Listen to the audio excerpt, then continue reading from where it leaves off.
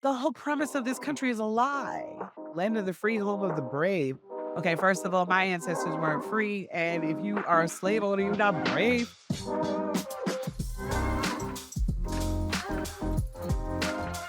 Welcome back to America Who Hurt You, the pod where we sit down with our brightest minds to get us through this nation's darkest times. And today we have on the brilliant Joyelle Nicole Johnson, comedian, writer, actor, delightful friend. And we get to talk about finding joy, purpose, and community in America these days, especially as Black people, which, is not going great. But first, we're starting off with one of our spiciest takes on the pod so far, which, if you're a Joyelle fan, you will definitely recognize from her viral moment on Subway Takes. Before we dive in, though, whether you're listening to this episode or you're watching it on YouTube, which you should be, you should subscribe. Make sure you share and follow us on the socials at America Who Hurt You. And you can also subscribe to our Substack, Yes, I Am Sarah Jones. All of that really helps us keep going with this work. And now, the wonderful Joyelle Nicole Johnson. You had this amazing viral moment last year where on Subway Takes, this was one of my favorite Joyelle extravaganza. Like, it just punched people in the face, but somehow it was like also like a facial. It was like if an esthetician could punch you in the face, but then, your cheekbones were popping better and you actually felt better. Mm, Because people were not ready to hear you say your no. Subway Take, which was. Bring back segregation. I want to know where I'm not welcome, okay? Put them signs back up. Colors only, whites only. Let's do it, all right? Rip the Band-Aid off. Especially for a restaurant. Are you kidding me? Whites only? What do I want to do in there? What they got? Mashed potatoes, mayonnaise, hot dogs. Colors only, we got seasoning, turmeric, paprika. Okay, I like this. Okay. You were saying that the black excellence, Absolutely. the segregation is to get The colored excellence. Okay. Okay. What's Wait. the playlist in the whites only spot? They playing Carrie Underwood and Kid Rock. We playing Babyface and Diggable Planets. Bring back segregation. Y'all. So when some people heard that, there was some kerfuffle in the comments. I mean, I grew up, I'm Black, as you can tell, and I If grew for up y'all with who ain't like, watching, if you didn't catch it from the AAVE energy in the room, I don't know what to tell yeah, you. this is Yes. not a Black scent. Growing up with my older Black family members. I'm sure you also have family members who actually went through desegregation and the integration of the schools. My godmother integrated the schools in New Jersey. And she told me, like, from a young age, she's like, we didn't want to do that. We didn't want to do that. We were kids. And like the thought of shoving a child into these hostile situations. I went to Little Rock and I saw the high school. And I don't know if you've ever been to the high school in Little Rock. That campus is huge. And one of my friends was down at the bottom and I yelled at her for something and it echoed. Oh my God. And I just thought of all of these racists just shouting slurs Oh my at these gosh. children and I mean, the acoustics are fantastic at that high school. Confederate Dream, Yeah, Tabernacle like, Choir. yes, is that a baritone I hear? Um, so for me, I just know I wish I had found out about slavery around Black people. Mm. Right. I Right. wish I had been able to. Quinta Brunson in her book talks about how she grew up in all Black school, and that added to her confidence and why she was able to know herself and know what she wanted to do in life. I was constantly questioning that. First time I got my hair braided when I was about, I don't know, 7 years old, my cousins had to sit me down and coach me. They were like, okay, what are you going to do when a white person asks how your hair got so long overnight?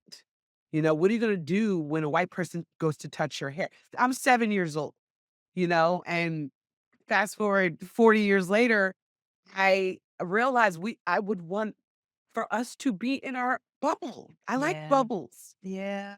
I like bubbles. We And then like you go bubble. visit the other people, but I mean, Chinatown does it. You go up Bedford Avenue in Brooklyn, Jewish people do it. Right. And having that community and having like-minded people together creates strength, and then you can go out and face the world. So that's the premise to bring back segregation. Girl. I And want I want the new Black Wall Street. I mean, because they did burn the old one down. But Yeah, yeah, yeah. I'm gonna throw in this is not pushback, it's just genetics. My family is made up of some of those people who are like, "Hey, we have the strong black, but also we gonna marry some of these Irish and Germans, and some of them are Christians, some of them are Jews." So I'm low key like, "Don't leave me. I got my hair braided Yeah, too." But then the people yeah. who had the fucked up questions was my cousins. Right, Like right, it right, right, changes the right. dynamic.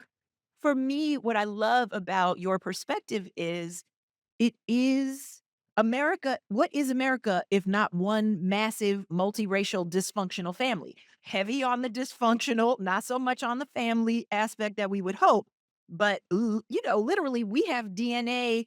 I'm not talking about from my mom's side. I'm talking about enslaved Africans were forced to bear children that had white folks' DNA. So we are literally all mixed, even as Black people, just to start with, right?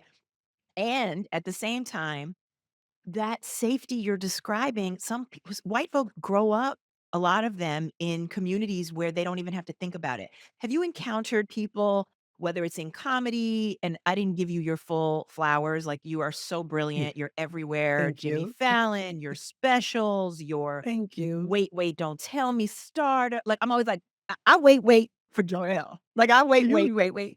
I just wait, wait for you to talk. You offer so much that many, many perspectives need to hear. And at the same time, what do you say to people who are like, "Well, I'm white and I grew up like what?" Like, do you have no time and bandwidth left to help white people understand why you would say this about segregation? I like to have conversations with people. I Okay. do. I feel like conversations are necessary to bridge gaps. Most recently, one of my favorite conversations I had in Asheville, North Carolina. I was talking to this young couple at the bar. People love to talk to me. My face, I don't know, I smile, and the people are like, "Who are you? What are you doing?" We stick out like sore thumbs when we go. I was gonna say you were in Asheville, North Yeah, Carolina. To be fair, you basically said, "Hey, I'm in town. Come, like, come to my come face. observe." And I was just having a drink at the bar as I do when I'm out of town. And they just started talking to me, and I was telling this couple because they were like he was like, "I got a farm. I got a farm. I got like 18 acres, and I ain't never I only been on an airplane like once. And he was like, "What are you doing?" I was like, "I would do comedy." And I was saying how since the last election, the one we didn't like, I feel unsafe in the country when I travel.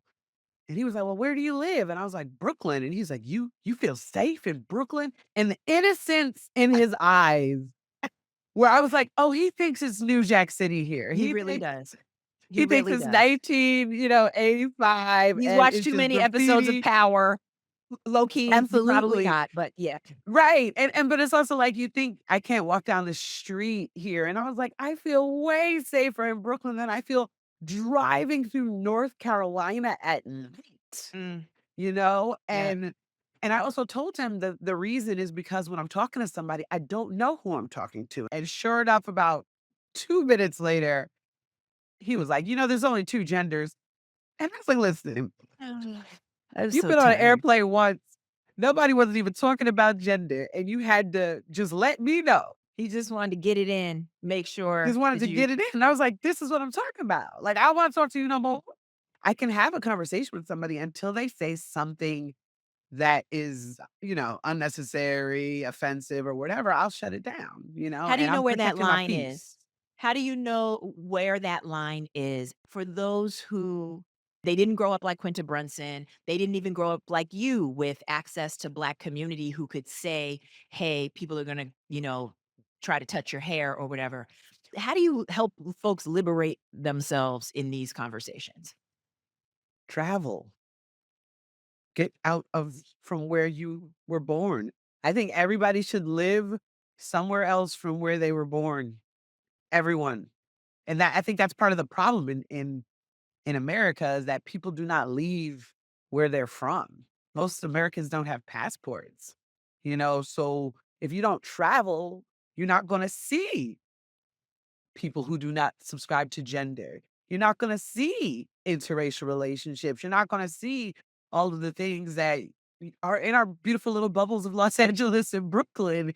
And you're going to think, oh, you're going to keep a mindset that is limited. So get on an airplane. if you don't have money? How would you tell Right. people to travel if they broke and they can't even like, right? Is it YouTube? Like, what help people? Is it visualizations? Like, what do we need to do, Joyelle? Read a motherfucking book. That was traveling for me as a child. Read a book, watch some movies. That's how I traveled as a kid before I had money to be able to get on airplanes, you know? Mm, You read books by people that don't look like you, mm, get mm. other perspectives. That's the start of it. How did you come to this curiosity and interest in learning and traveling, even in books? Who gave that to you? I was an only child, so, when you're only child, you gotta figure out ways to I need to find entertain me some yourself. siblings. I found some siblings in the book. Little Women. There's 4 of them. I mean, and my mother was always like, my mother was always working, single mother. So she had to be like, go to camp, we're gonna put you in this program. You're gonna learn this instrument. You're gonna read this book. We go to Barnes and Noble. This is how nerdy I was. If I was on punishment, my mother was like, you're not going to Barnes and Noble this weekend. Give me back R.L. Stein. Wow. Mhm. Lovely human being, by the way, but it was my mom. It was my mom being so busy that she had to be like, "You have to figure out other things." So she just constantly had me out in the world. I was outside. Wow, your mom Go had you outside. out. Go Yeah. outside early, touch Yep. grass. We were Touch the pre-touch grass. grass. This was like, Yeah. Take a yeah, walk. take an Yeah, actual get walk. out there. Meet some people. Now, for those who are just getting more familiar with your amazing craft, I have to say your stand-up, I feel like it comes from a place of a really big emotional life. Have you always been Mhm. someone with, kind of access to all your feelings, or were you ever kind of like more guarded and then suddenly you realize one night on stage you were like, I'm free. Like what was this genesis? I am so emotional. I can cry on cue. Anyone that can cry on cue, is deeply emotional. I'm like a deep, well, black hole in the ocean, just getting my feelings. And so when I was younger, it was all bottled up, and then through therapy, also get therapy, everybody. My first therapist that really worked for me, we were working on my voice. And this was while I was already on stage doing stand up. But the thing about my voice was that I wasn't able to speak up in situations where, I felt like I was being disrespected or I felt like, I wasn't an arguer. I would just internally just be deeply emotional and cry about it. So now that's why I kind of like overcorrected and then started yelling at people in bars. And I was like, oh, girl, find a happy medium. Let's see if we can, let's see if we can Tighten pull this up. back a little. Beep, beep, beep. Wait, so this is so wild to me. Here you are, a comic on stage, probably Yeah. what is it? I think is ranked most people's biggest Yeah. nightmare is public speaking, and you're able to do that and access your voice for that. And meanwhile, the feeling of like, I can't access my own voice on my own Yeah. behalf. What do you do to work on that? I think constantly talking about it. And that's the thing of therapy where you talk about something so much that you come to your own conclusion You're like, and why did I and need the you? yeah. Why am I paying this bill? Well, the therapist is the Sherpas. They're guiding you through to be like, maybe that had something to do with that thing your father said when you were 6 years old. Wow, those connections are great. So I think knowing why you're doing something is the biggest thing, is like knowing why and then being like, okay, what's the worst that can happen if I speak up about this? You know? Could I lose this friendship? Okay. Well, if I lose this friendship because I spoke up and established a boundary, was that person actually my friend? Things like that. So it's baby steps. It's baby steps of just being like, okay, say something without emotion. Like try to say something without being angry or sad.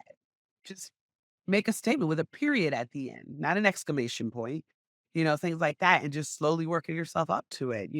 I think I just slowly worked up. I don't think and I'm still working on it. Oh, please. I got 3 cousins I don't talk to right now and Girl, haven't been the able. estrangement is estranging on my end as well. I think the biggest thing with my voice was that I didn't think my voice mattered. So I didn't think I should tell someone how I feel because I was like, they don't care. They don't Mhm. care how I feel. So I realized, oh, saying how you feel matters because maybe if that person cares about you, they would want to know how you feel. Right, like And then you saying also how get to you know whether somebody cares about you or I not. was gonna say saying how you feel matters because you matter. seeing Joyelle from the outside as so effortlessly confident, it's crazy to hear all the work she had to put in just to feel like she matters. But considering this world and the state of the country, it does make sense. So thank you, therapy, for the healing. We'll be right back. We're back. Now, therapy might help for all of us as individuals, but is it time for America, the country, to sit on the couch itself? Or is this project too far gone to be helped? Joyelle has thoughts. I feel like, ooh, the micro, the macro, they're coming together. Is that therapy for America at this point, Joyelle, or do we need to scrap this and go back? Like Back to what's the drawing board. I mean, the whole premise of this country is a lie. Okay, say more because I'm always like trying to, we're in 2026. It is literally the Yeah, 250th anniversary of the declaration of whatever it was for some of them, but definitely not for us. So you're yeah, saying the declaration was always a lie. Say more. absolutely. Land of Yeah. the free, home of the brave. Okay, first of all, my ancestors weren't free, and if you are a slave owner, you're not brave. So If you are a slave owner, you are not brave. That's a no, new. Mm. you're ruthless, you're evil, but you're not brave. You're not anything positive. So the fact that we established this country with a lie, I think, is what has we've been perpetuating this lie and trying to, I don't know, act like it wasn't real. And I think, like, especially with them trying to take, the teachings of slavery and things like the 1619 project out of the schools is also hearkening back to that original lie, to be like, Erasure. make America great again. Right. We always say, make America great again for who? Right. That's For right. who? For white men, for straight white men, Right. straight, tall, rich white men. Really old propensity for McDonald's. No, it gets very specific at a certain point. It's But so specific. one thing that strikes me though is they don't seem happy. Like they right. I just want to remind us as we're here, like, oh my God, they've Glad you taken brought that up. over. Miserable Listen, shell of a so human being. I think about this all of the time. Think about how many actual happy people you know in your life. And I want anyone who's listening to my voice right now, try to count, and you can count on your hand. You can count, get them phalanges out and count how many actual happy people you know in your life. I promise you it's probably like five. And five is a big number because happy people don't act like this. Happy people don't hurt people. There's no way, like, my mother is truly like, a happy person, and nothing that she does is, like, trying to hurt people. And I'm like, that the actual happy people I know in my life, they want people to eat. They want people to be happy and shop and, all these types of things. So it's like, we're not happy. Americans aren't happy. So let me ask you this, right? It's ironic for you to talk about how unhappy this country is. Literally, your job is making people. I know. You make me more happy every time I listen to you. How do you Oh. reconcile those things? Well, when I was younger, my mother's a nurse and my father was a doctor. When I was like deciding what I wanted to do, I was like, I want to be a doctor. Cause in my head, I was like, I want to heal people. That was my mindset. And then when I saw that you had to take a semester each of inorganic and organic chemistry, I was like, those are two separate semesters. No, no, no, no. Like, I have a communications major. I'm not pre-med anymore. I Marketing, was like, marketing. I was fooling myself, and then when I told my mother, I thought she was gonna be, like, devastated. I was like, "Mommy, I don't think I wanna be a doctor anymore." In her Brooklyn mindset, she was just like, "I didn't think you were gonna make a good one." "Thank you, mom." Wow, So unmatched. that Brooklyn moms are yeah. unmatched. Oh, any mom grew up in the projects of Brooklyn. Woo, yeah. So, I realized, "Oh, I've always wanted to be an entertainer." And then I was like, "Oh, the entertainment is healing." Because I was always healing. I was always being healed when I read books and watched movies and television, and there was that escape for me as a little angsty kid. And so finally finding stand up, that is the ultimate healing is laughter. Mm, So mhm. I am a doctor. Girl, you a doctor without the student loans. I mean, that's Yeah. a life hack that I know my parents wish they had understood. Do you feel like this is your purpose? Like, that joy is your purpose? I mean, I keep going back to joy, but, like, Oh the my funny god. and the comedy and the commentary. Yes. Do you feel like you Yeah, found your I purpose and your do. calling? Yeah.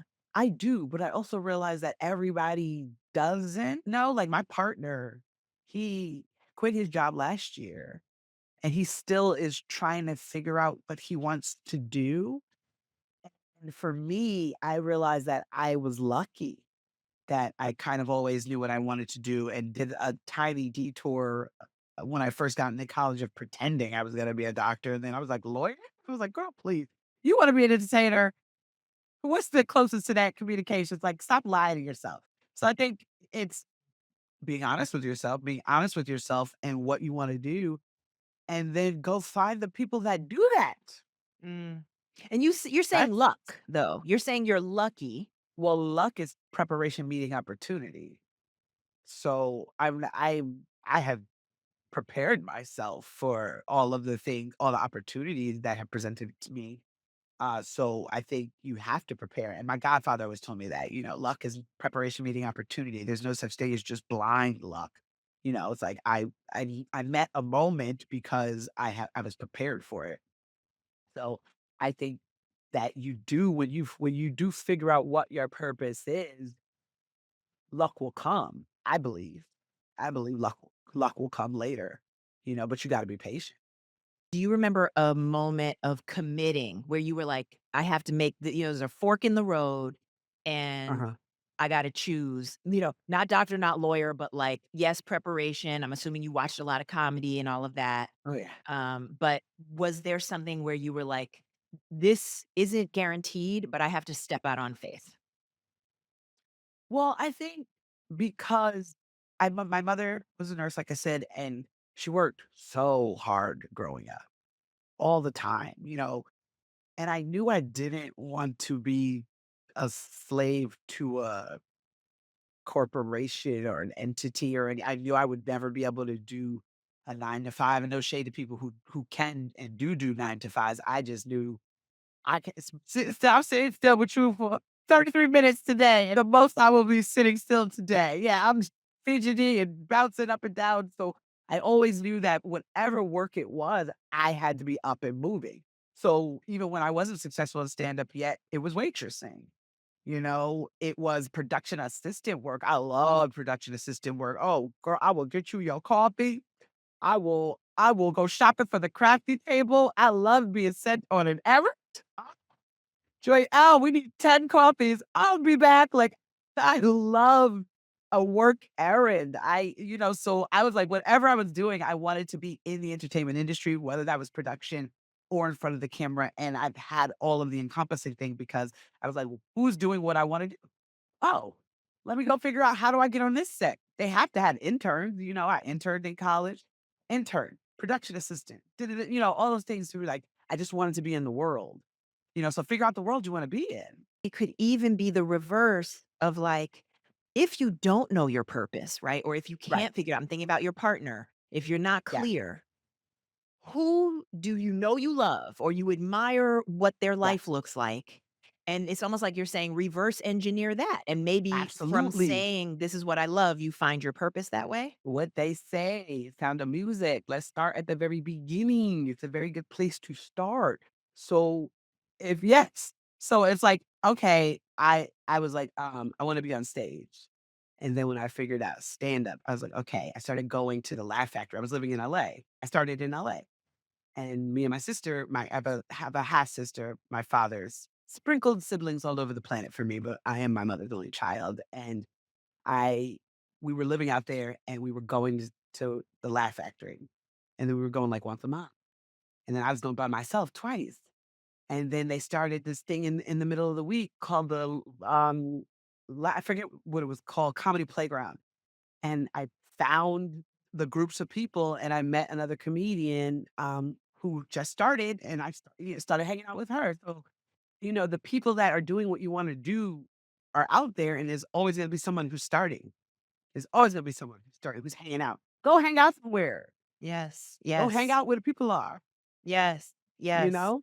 And if you're not a And comic and you're listening to this applies whether I know we're yeah, in the middle of, the horrors. Yes, and if you are passionate about, teaching, like where's your teacher meetup? Like where, you know what I mean? If you're passionate yeah, about baking, if you're passionate about whatever it is, find your yeah. people. No matter what industry it is, and especially like with social media, the beauty of social media is that we have people like there's this one guy on Instagram who takes pictures of like perfume and all those things for magazine ads. And he shows how he does it. He's like sand and water and he'll make it look like the perfume's on the beach and he's just in his house. And if that's something you'd be interested in, DM that dude and be like, do you need an assistant? Can I assist you for free for, a month? Stuff like that, where you gotta be willing to work for free and and for Well, long. America expects that anyway. So low Right. key, right. Yeah, so it's like whoever's doing the thing is an author. Is that author signing books somewhere? Go Yes. to the book signing. How did you start? Take a creative writing class. Whatever it is you want to do, and there's free. Join a book club, things like that. You find the people. The people are there. People are there. But also, you might need to leave where you. Now this is where it I've gets left. hot. I've left where I was at a lot. I can hear at least one of your techniques or one of your kind of philosophies is, I'm gonna feel nervous. Oh What's the yeah. worst that can happen? Were you just always naturally able to get to that idea of like, well, what's the worst that could happen? Or did you have to like learn some philosophies? And if so, can you share them to help people move through? Can you share them to Um. help people move through fear? I Um. mean, the United States. I mean, fear. Okay. So what I did. This is gonna get sad, but when I was in college, I took, how senior year, second semester, you'll take, the bird courses. And I took a class called The Intro to Friendship. And it was really adorable. But one of the first assignments was to just make a bullet point list of all the things that have happened in your life. And I ended up going early. It was like maybe the second class, and I had to do mine. And I You had to say them cried. out loud. For, Wait a minute. yeah, You wrote them down, but you had to say them out you loud. had to Everything was share it to the class. wow. Okay. Yes. And I was, like, sobbing through mine because 'cause I've been through a lot of death. I've experienced a lot of death, and I didn't realize I had experienced more death than the average person until I heard every other person's thing, and it just happened to be me and this other girl who went early, and that girl had lost a friend while we were in college, that, one of the guys passed away while we were in college. Everyone else was just like, "It's me, my grandma, my grandpa." And, like, nothing had ever happened to them, and I was like, "Are you 19 years old and you've never been to a funeral?" I was flabbergasted. Once again, why you have to travel and meet people because you gotta go through things to understand, what's the worst that can happen. Because if you're just sitting in your house with your nuclear family, you're gonna think death is the worst thing that can happen, and, honestly, sweet relief. But I just Sneak that in there. I'm all verklempt over here. I'm like thinking about my losses, and I'm like, wow, she's really is hitting different. And then you like, look, you know what? I think about us as people of color, as women of color, as Black women specifically. yes. The statistics show that because of, I mean, we can point to Washington, D.C. if we need to know why Yeah. it's like this, but our Yeah. lives not being valued and taking it back to what you were saying about our voices, right? Not even being shown to us as we deserve to Oh, raise yeah. them. All of that is connected. And yet, Yeah. because we go through what we go through, we have more to draw from. Would you say that? Right. Yes, absolutely, yeah. Have totally more to draw from, and then realizing that the only thing about fear is the actual fear. Just to be like, "Okay, I'm scared." And that'll be like, I'll shadow box, before I get on stage. Oh my god. Doing, late night?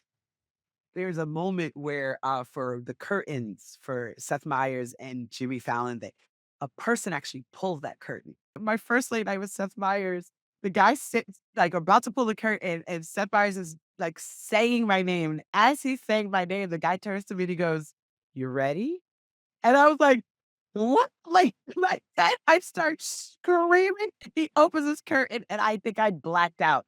I walked out on stage, hit my mark, did my set, and I literally blacked out. Killed your And I set. was so scared. I was Yeah. so scared. And I think when I got off, I burst into tears because I was like, what was that? Mm, Thinking about makes me cry now. So mm, you're gonna be scared if you're doing something that's against what everyone else is doing. But I feel like the message for anyone listening is, and I know we hear it all the time, but like feel the fear and do it anyway. That's not just a Nike, just do it. hashtag for your bumper sticker or a fucking mug. Yep, facing fear is obviously scary, but regret, girl, that shit is terrifying. Oof. We'll be right back. Coming up, Joyelle and I talk about growing out of the rut this country is in and into some real community together. So let me ask you this. For people who are really struggling right now with, they may be like, look, I couldn't sign up for a comedy playground or whatever because I can barely get out of bed, dude. Some Ugh, people, yeah. it can be easy to feel like if you're depressed because, this is real. Like we're in Oh something most yeah. of us have never seen or experienced except on PBS, where Right. like people are in Montgomery, Alabama, and we're like, wow, that looks terrible. Glad we're never going to see that again. And now it's like, you know, like you said, Joelle, they could literally bring back the white and colored signs and are trying Oh to yeah. in some places, right? So I that is would love it. depressing. I would I know love you it. would love it. I know you would love it. Please. Sundown Town. You talk about bringing back sundown towns, which were Not towns bringing them back. Bringing back the that's sign because nice the because they sundown never towns never left. left. They They never never left. left. Put the sign Put the back up. sign back up. Now, have you actually seen one of these signs? I know we're on a tangent, but I have to know. I've never seen what would the lettering is it like, "Dear Negroes, we gonna need y'all to get the fuck out by 5:30, and if this daylight saving, What? 4:30." Like, what is I, that what the I think I've sign only said? seen it in like movie Mississippi Burning. I'm sure you Yeah. can Google them. I've never Googled the actual sign, but I did stand up in, I don't know, butt fuck Missouri We somewhere. love you, butt fuck. We Like love you. flew into St. Louis and then had to drive 2.5 hours Yeah. north to this college town. And I'm in this town and the town looked like it was in sepia. Like the tone. Is that how you say it? Sepia, sepia? Sepia, like Norman Sepia. And Rockwell was here. Yeah, yes, like yes, yeah, yeah. yeah. The town looked like sepia. The trees looked like the trees I'm You can talking hear about, Billie the Holiday. hedgy You can hear trees. Billie Oh yeah. Holiday singing in the background. Yeah. Yeah. Ooh. Absolutely. And then when I got on stage at the school, I was like, this seems like it was a sundown town. And I got continued my set. And this little white girl comes up to me afterwards. She was like, so when you said that this was a sundown town, I actually just found out that it was. I'm okay if you tell me not to go somewhere. North Korea, you don't want me to come there. I'm okay with that. There's so many other places to be in the world. So I don't understand because a lot of people under the comments were like, nobody going to tell me where I can and cannot go. You can tell me where I can and cannot go. I would prefer you said, we do not want you here, Negro girl. You loud. I don't want to be nowhere I'm not wanted. I don't want to be in a relationship I'm not wanted to be in. I don't want to be anywhere where I'm not wanted. So now that brings me to a possibly I don't think I challenging answered question, your but I question. know you ain't. I know this is not a challenge for you. As a Black person, at what Yeah. point do you just say, like, let's say you can't afford the rents in Brooklyn, the one bubble or whatever, you can't afford to live in a bubble place. A lot of people are leaving. Do you have folks who have left? Have you considered leaving yourself? I'm just curious. Oh, I was about to leave America. I was about to leave America before Zoran got elected. Me and my partner were in plans, like thought plans, because the first thing is the thought. And that's what you got to understand. It's like the baby steps. Like why people aren't successful with diets is because they do too much too quick. And it's like baby steps. Remove one thing. I was planning. I was like looking at London, looking at Paris, and people were like, "But they're racist over there too." I am a descendant of slaves. Do your worst, Europe. What are you gonna do? I come from America. You can't hurt me. Racism. Oof. So I was looking into leaving. But then Wow. when literally the whole I was in Los Angeles when Kobe passed away. And the energy of the whole city was so sad. And then the exact opposite was when Zoran got elected in New York. We took to the street, but my friends were out in the street. People were screaming, and it was just like brand new day from the Wiz. So I was like, okay. And I also have a bit about like New York seceding from the nation. I would love it if we did that, just the boroughs. But LA I is think coming with you. I'm just saying we for will. Yeah. sure we actually do need to take our tax dollars away from the rest of I this damn mean, country.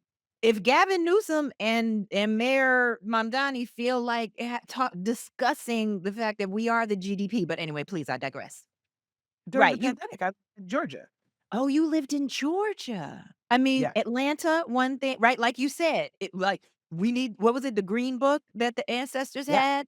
That it was yeah, like, this is where you could stop and not get lynched. This is where you can yeah, get you a meal. This is where you're gonna yeah, need to we low key intermittent fasting all the way through this yeah, clan country, and then you can yeah, get out and get some gas and be safe. Like, and this is yeah, the thing. Atlanta to Savannah. It's literally Atlanta to Savannah.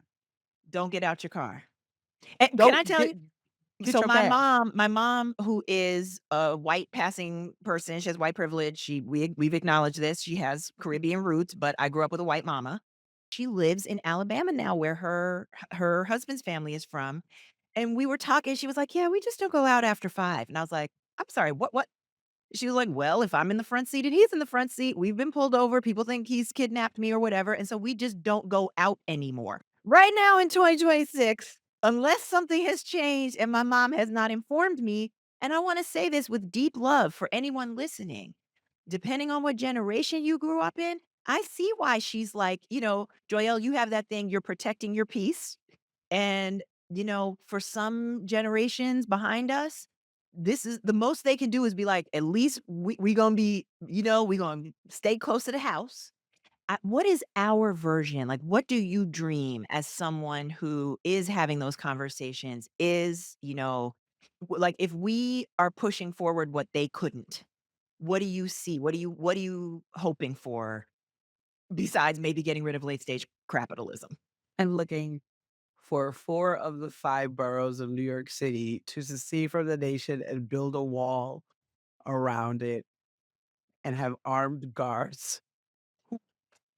You need a passport to get into New York, the country. The country of Queens, Brooklyn, not Staten Island, Manhattan. Absolutely. It's so sad that I knew which one you were leaving behind. Oh, yeah. And Mm. honestly, I could just say build a wall around Brooklyn. Build a wall around Brooklyn. Better let Queens in. We are on the same landmass, I lady. Okay. build a wall around Queens and Brooklyn because Manhattan be Yo, I mean, whenever I see a bag of hat in New York, it is in Manhattan. I, I, They I are, yeah. it's really, So it's tragic. And here's the thing that I'll say, because part of my joy is getting to do comedy for people who don't agree with me necessarily, or getting to do my work, my characters, my whatever. And, I think you're holding both too. Like you're funny as fuck, and people are willing to come with you on the journey because, first and foremost, there's a beautiful humanity and vulnerability.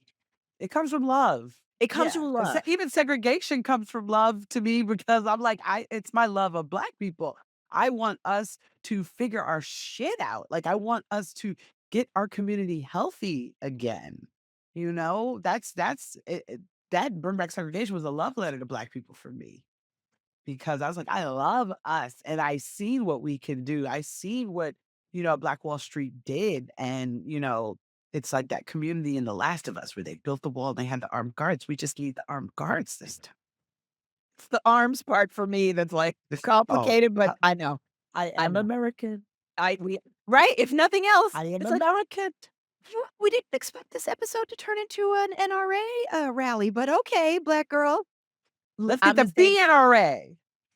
BNRA, not BGNRA, Black Girls National Rifle Association. BG. And oh no, yes. Was it Oh, Black no. Is Girls this gonna Shoot? be the first Black What's it called? sorority I ever join? Is Oh my BGNRA? goodness.